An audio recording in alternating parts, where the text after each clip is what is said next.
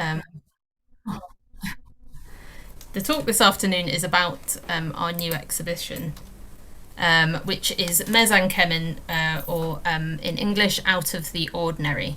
Um, and um, and it's designed really as an introduction to the exhibition, without a great deal of in-depth content, because this is really the first talk in a programme of 6 or 7 talks, and there'll be a lot more chance over the coming weeks to explore the content in more depth. So this is very much just an introduction. For those of you who don't know, Cresenkerno is Cornwall's archive centre, situated on the former brewery site in Redruth. It's home to 850 years of Cornwall's history. That equates to about 1.5 million documents, with hundreds more collections waiting to come in. Obviously, the pandemic led to a big hiatus in us getting new material in, and we're able to now resume more of that work. We look after everything from maps and photos to books, handwritten documents, council records, religious records, school records, love letters, recipes. Really, the list goes on. We are free to use and usually open to all, but obviously the pandemic has resulted in some additional restrictions at the moment. And we have a great website. You can browse our collections there, and there's lots of online exhibitions and digital images as well. So a big resource for everyone in Cornwall and beyond, hopefully. And one of the key aspirations of the Cresenkerno funding was to build a treasures gallery that would meet the security requirements to host national and potentially international loans. So when Cresenkerno opened in 2019, in September 2019, it launched with a secure treasures gallery space, which is one of the only spaces like this in Cornwall. And we were also, with the funding, able to buy appropriate display cases capable of housing loaned items. And it's these loans and the content of this exhibition that we'll talk about this afternoon. So here is a sneak peek into the gallery with the 4 manuscripts that are the kind of focus of it. So basically, as I mentioned, when the aspiration for the Cresenkerno, there was the aspiration for a new archive centre. Part of this was to enable we could borrow items from elsewhere, as well as needing a new organisations. There's all sorts of stuff. As well as needing a new home for actually the archives we were already caring for. And perhaps some of the best known of these manuscripts are the 4 that are pictured here. And that's really what, as I said, I'm going to be talking about this afternoon. And the Treasures Gallery is upstairs, and you can see our beautiful display cases here. We did have a couple of exhibitions before this, but unfortunately they weren't seen because every time we would set them up, we would then go into lockdown again. So we're really delighted that we're able to open this exhibition next week, and people can book to come in and see these wonderful manuscripts back in Cornwall for the first time, the first time that we know of, and certainly united under one roof for the first time in history. Bookings available via half-hourly slots. And obviously we're following social distancing rules, which have of course now been extended, so you're welcome to book per slot. There's one ticket per slot, and you're able to bring your kind of bubble, so it's 2 households or 6 people. So yeah, please do book your tickets. It's great to see the bookings already coming in, and we're looking forward to opening next week. So it's an exciting time for us. It is the last sort of big hurrah of our Cresenkerno project that's funded by the Heritage Lottery Fund and Cornwall Council. And we've also got an Arts Council programme of activity running alongside it. So we really want to celebrate this momentous occasion when these manuscripts are back in Cornwall for the first time in centuries, before they return to their homes in September, the end of September. So, what's the fuss about? I know that some people really know what these manuscripts are, but also perhaps a lot of you are less familiar with them. So I'm going to give a bit of context. As I say, I'm not going to go into anything too deeply, partly because it's not my area of expertise, and also because there's the rest of the talks programme this summer for all of that as well.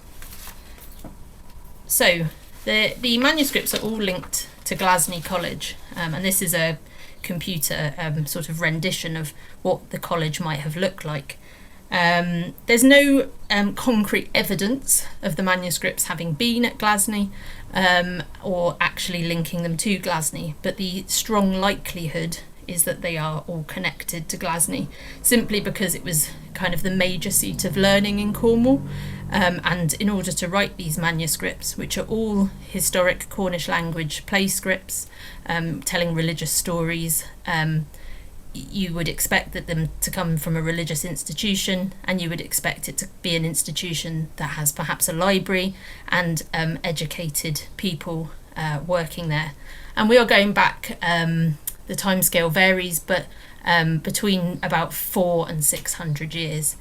So we're not talking about recent history, and we're not talking about Cornwall today. You know, we're talking about medieval Cornwall, where probably most people couldn't read, or almost certainly most people couldn't read or write.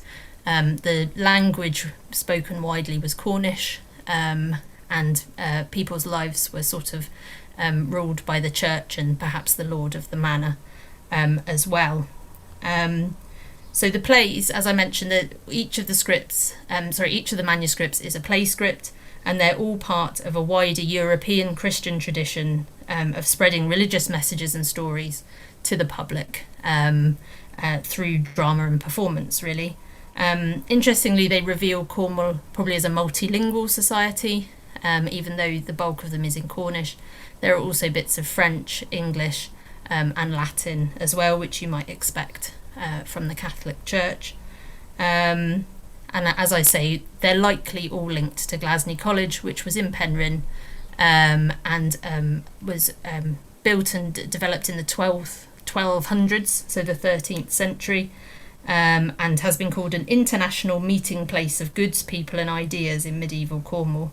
It was very central to Cornish identity and was destroyed as part of King Henry VIII's dissolution of the monasteries in 1548, which has been described as a damaging blow to the history and spirit of Cornwall. Left us without a university or that kind of level of education for, I guess, nearly 500 years, 450 years. If you want to learn more about the detail of the manuscripts, we have two talks coming up. One by Michelle Brown, who's a professor who used to also work at the British Library. She was a keeper of these manuscripts, or some of the similar manuscripts, and also a talk by Dr. Oliver Padell. These will be coming up in July and August, so do just keep an eye on Eventbrite and our website for more information about those. Okay, so just going to introduce a little bit about the plen and gwari tradition. And I know Will Coleman is in the room this afternoon, and Will is delivering our next talk on the 29th of June, so do make sure you've booked your tickets for that one. And the exhibition is influenced by Will's book about the plen and gwari tradition, so I'm not going to go into too much detail here again, because that's what Will do in his talk, but I did want to introduce the idea. So plen and gwari is the Cornish for playing place. So for anyone who's driven through Playing Place and thought, what a strange place name, that's probably where it gets its name. And there are two existing plen and gwaris in Cornwall still. There's one in St Just, and there's also Perrin Round near Perranporth. But it's thought that there used to be many, many, many more than this, and I'm sure will talk a little bit about that in the next talk. This one here shows the plane or the plen in St Just on the tithe map in 1840. So a plen and gwari is a round earthen structure. This is Perrin Round. It's quite hard to get into one picture. And there's lots of speculation and thought about what a plen and gwari was used for. And there's lots of mysterious features of them here. You can just see this ditch and sort of looks like a spoon. They call it the Devil's Spoon in Perrin Round. But basically it's a big circular earthen structure, and the kind of belief now, and based on evidence, is that they were used for big communal gatherings, so performances such as of the plays in the exhibition, but perhaps also ceremonies and other gatherings, and certainly they've been used in that way as time's gone on. The perhaps crucial thing is that recent study suggests, as do the manuscripts, clues in the manuscripts themselves, that the audience would have been in the middle of the plen and gwari, and the performers around the edge, and it would have been a really immersive, exciting theatrical experience, probably taking place over several days, with lots of intermingling between the cast, who may have been some professional actors, but probably were lots of community players, and the audience. So it's sort of hard for us perhaps to imagine what that might have been like, although if you think of a festival experience day, or perhaps some of the outdoor theatre that Cornwall is so brilliant at, it will give us a bit of an idea. But like I say, I'm not going to say too much about this because I think Will might talk about it in his talk, but I'll show you how this connects to the manuscripts as we go on.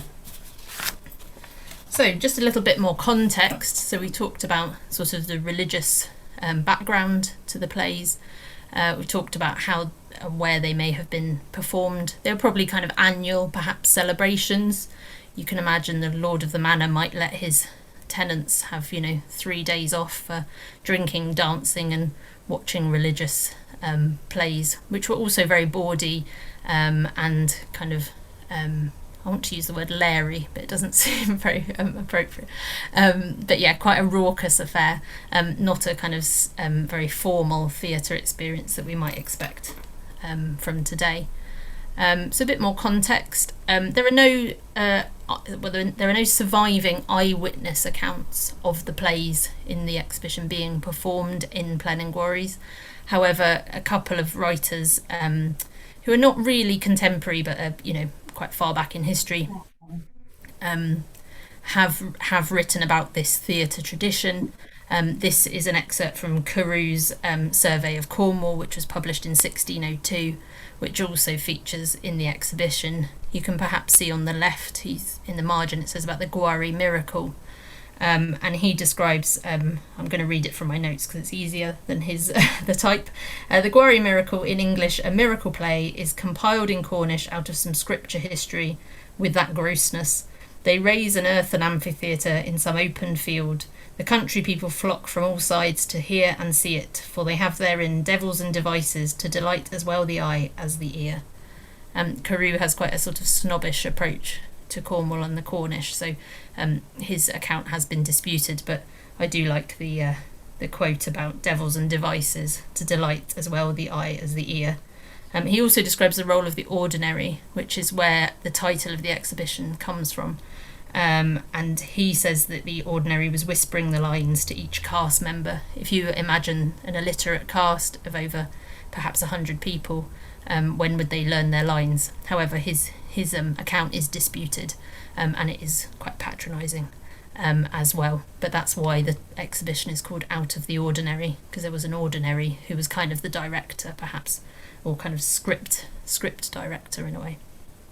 A little bit more context. Borlase, another well-known antiquarian, he wrote about the plen and gwari in a couple of his publications, which also feature in the exhibition, and you can see a plan of Piran Round here. He also describes how the plays were acted in rounds, a kind of amphitheatre, and lasted sometimes more than one day, and were attended not only by the vulgar, but by people of the highest condition. It's a nice snobbery there as well. He also mentioned the role of the ordinary, the chief manager. Everything was done as he prescribed and spoken as he prompted. Again, there's some dispute over this, but these are kind of the nearest contemporary accounts that we have. This one's from 1758, so it's actually quite a long time after the plays were written, and I'll talk more about the individual plays shortly. Or now. Okay, so this is the Cornish Ordinalia. This is perhaps the best known of the four manuscripts, and this is it pictured at Cresenkerno in its case. So the beauty of it is you can download this in its entirety from the Bodleian website as well. So if you would like to, scrutinise it in more detail, it's there for you to access. So it is Britain's earliest full play script, or certainly seems to be, with the earliest stage diagrams shown here, possibly in the world. So remember we were saying about that plen and gwari tradition of circular outdoor performances with characters or stations around the edges and the audience in the middle. And it's thought that this the stage diagrams within some of these manuscripts back up this idea. So the stage directions and diagrams are in Latin. I can't read Latin, but I know that the top word there, which is CELU, is an abbreviation of heaven. And there are also around the edge characters such as torturers, pilot. You might be able to see at kind of about 7 o'clock on the circular diagram, and others mentioned. And there's 3 stage diagrams like this in the Ordinalia, and that's because there are 3 plays within it. So there's a diagram for each play.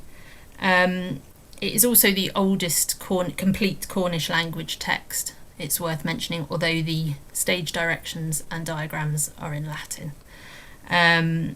So it's, as I said, it's 3 plays, and they tell the story of Christian salvation. So the stories, if you've been brought up in a kind of Christian school or remotely Christian household, are probably a bit familiar, although there are some more obscure medieval elements in them. And the 3 plays are Origo Mundi, which translates as roughly as the creation of the world. So that's kind of Adam and Eve and the Garden of Eden. And the Passion, or Passio Christi, the Passion of Christ, which is Christ's crucifixion and the events leading up to that. And then Resurrectio Domini, which is the resurrection of our Lord. So it tells the story of Christ's resurrection.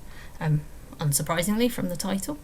As I said, there will be talks later in the series that focus a bit more on the depth of the exhibition of the manuscript, and there are publications and translations about it if you want to know more about the kind of real detail of its content.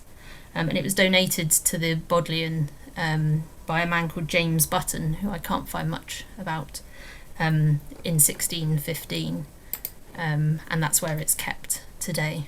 But like I say, if you want to look at it in more detail, amazingly you can download it for free from their website. And it gets its title from an ordinal, which is kind of like a manual of stage directions for church services.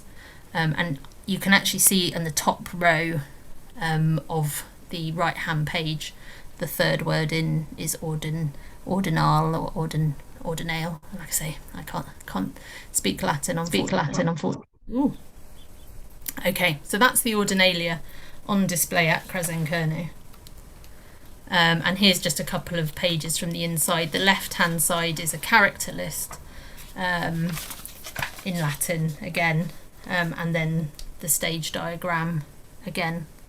I don't think this is the same stage diagram as on the other. No, it isn't. As on the other page. As I say, there's 1 per play, so there's 3 within the manuscript. So giving us an idea of how they would have set up the plen and gwari, perhaps, for each of the plays. So the next manuscript in the exhibition is The Creation of the World. And I should have said the body. I did say it was one of the oldest. The manuscript dates from around 1400, possibly a little earlier. And all of the manuscripts are thought to be copies of even earlier manuscripts.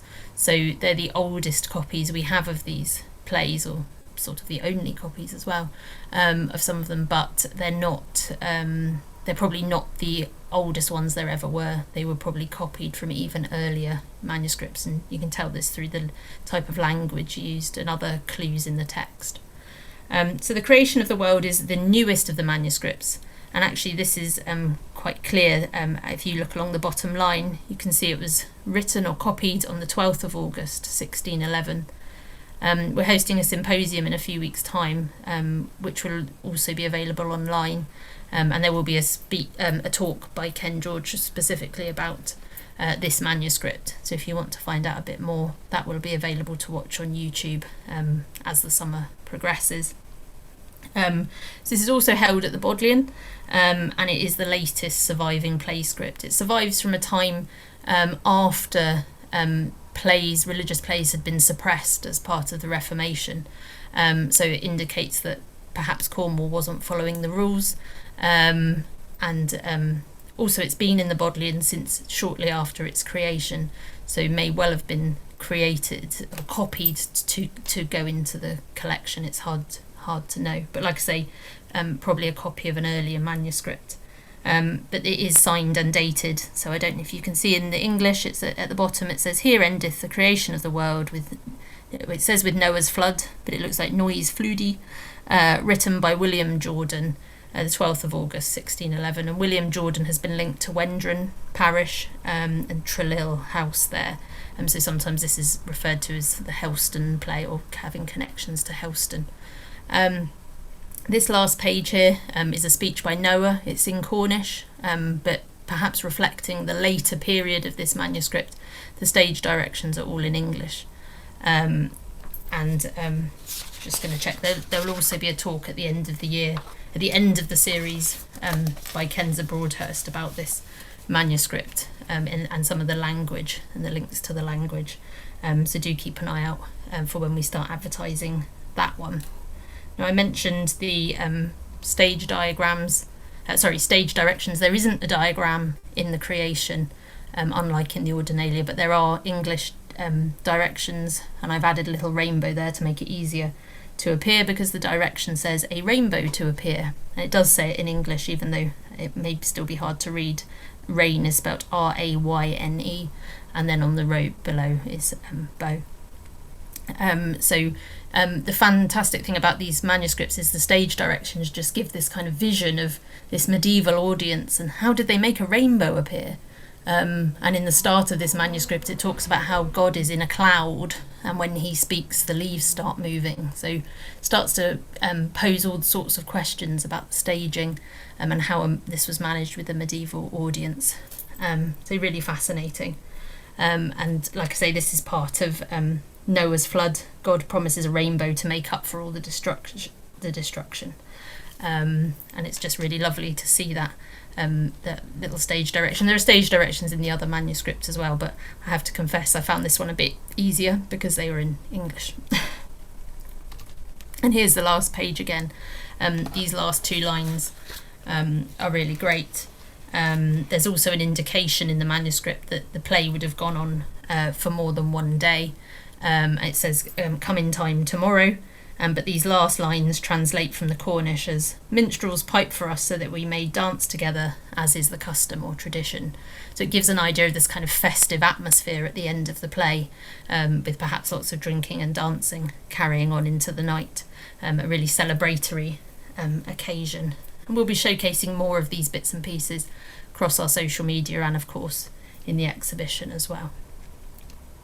I'm just going to have some water, excuse me.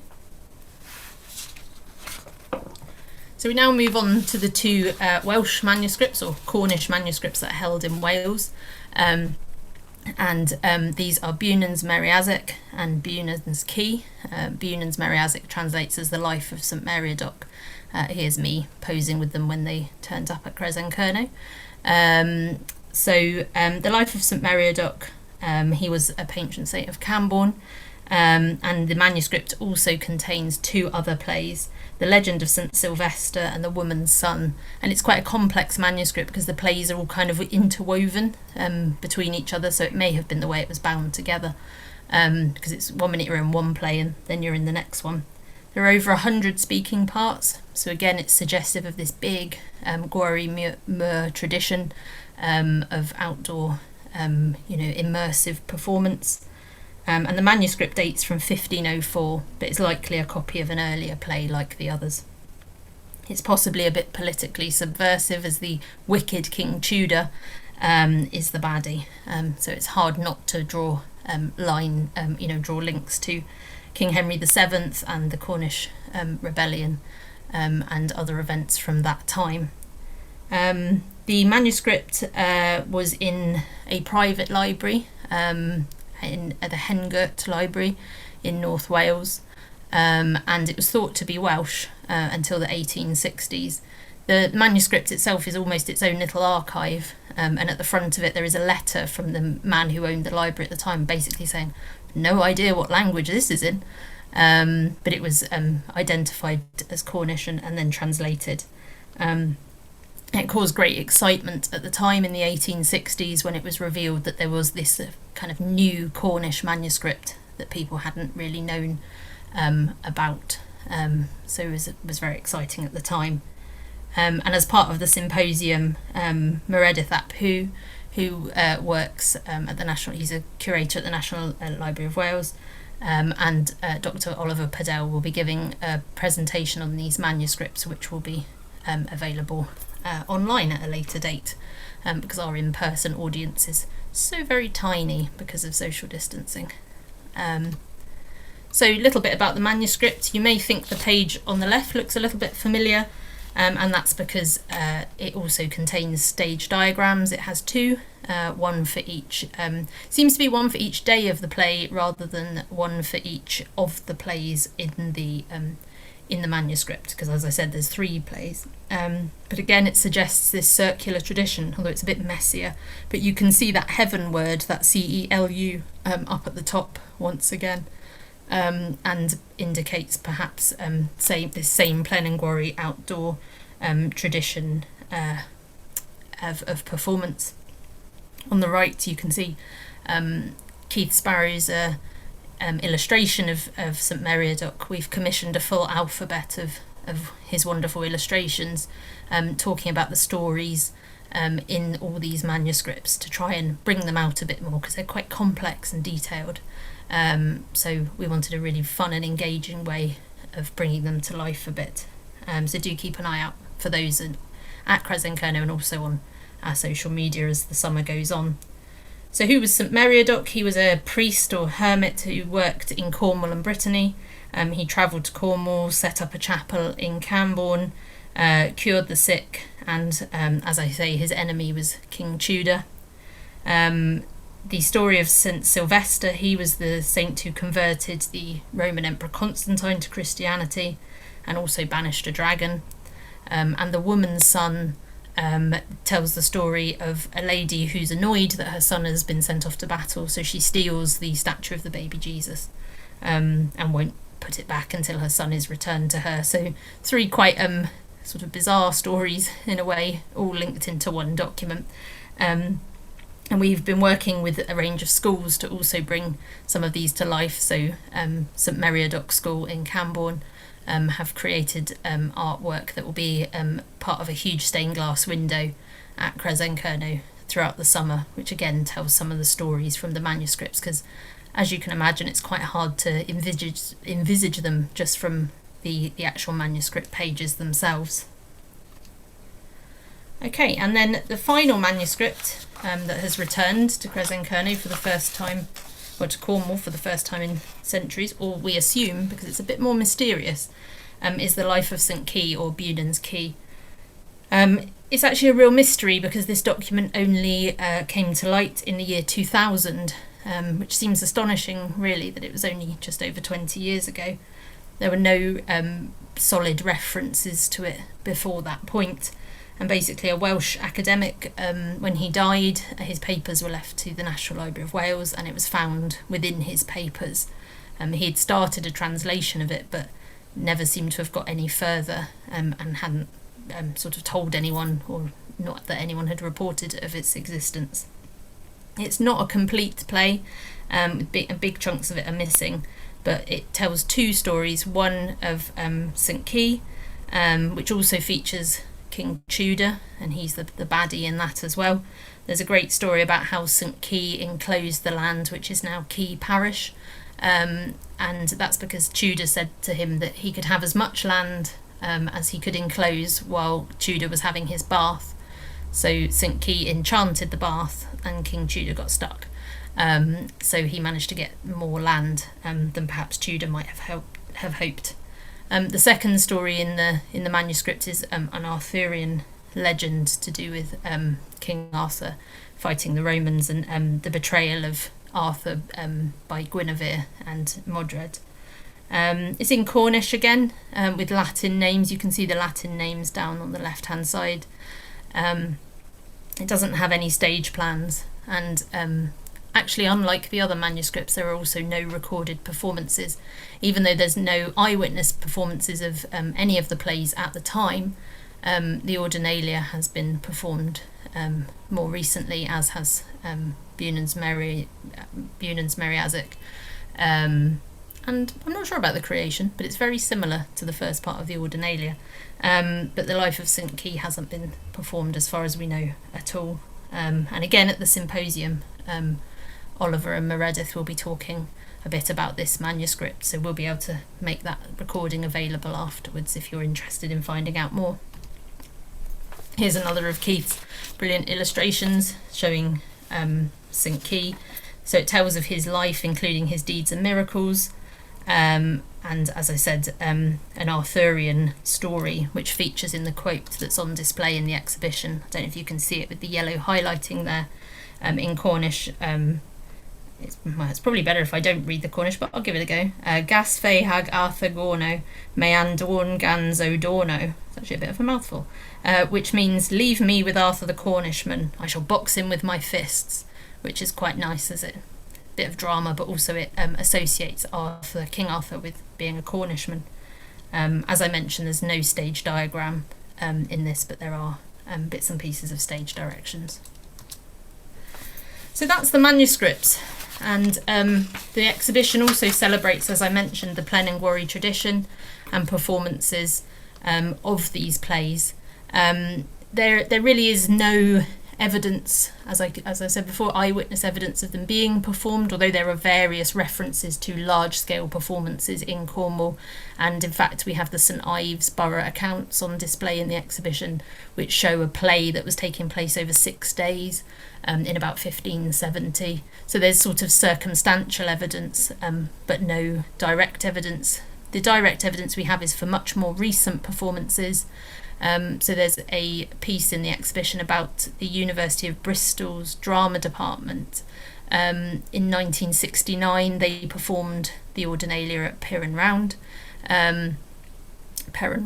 and there's some brilliant photos and stage sets and diagrams of that in the exhibition.